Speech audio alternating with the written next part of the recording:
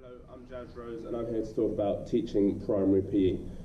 One of the things that I spoke about in my last video, and we speak about a lot in the education community about delivering high quality PE, is making sure that the lessons are at least 80% active, making sure that the children are moving for as much as possible throughout that lesson so that they're getting that real physical fitness and health whilst also developing those core competencies and technical skills.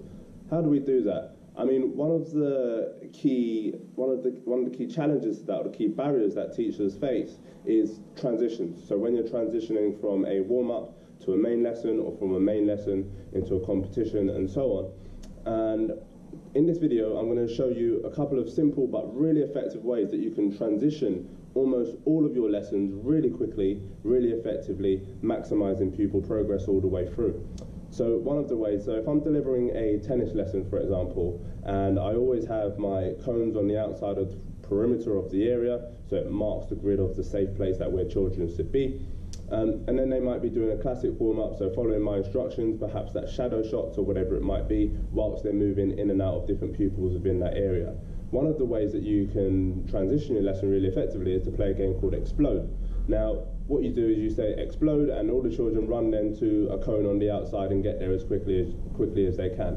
What you want to have before the lesson is making sure that you have a ball on top of each of those cones, making sure also that you have a tennis racket behind the ball so that it's in a safe place, but it's in an easily reachable place and it's not stuck in a bag or it's not stuck far away, in which case you have to then transition that lesson in a really slow and mundane way.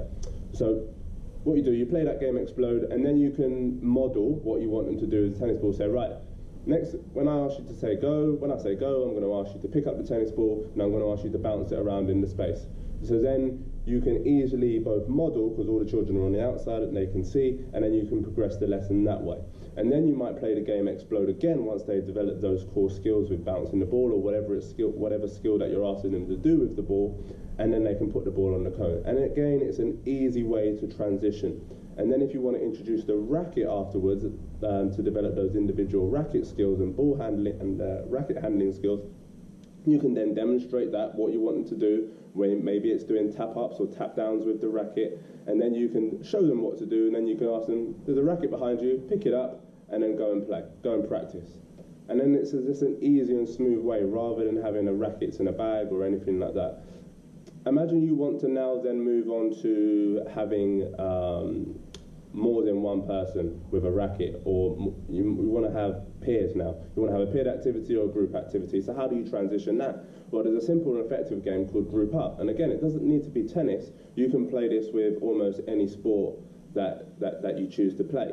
So you say the number 2, and then all of a sudden they've got to get together in a group of 2. And a good challenge is to always get them to perform a balance or a particular skill. Maybe it's hands on shoulders, or maybe it's balance on one leg, or maybe face your partners and touch rackets.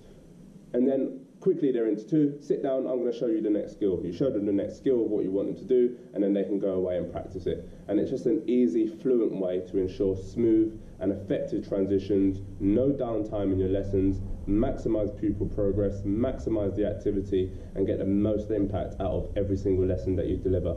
I hope you found that useful, and that's going to help you to deliver really effective and dynamic, engaging PE lessons. I'm Jazz Rose, author of Teaching Primary PE and CEO at JNC Education.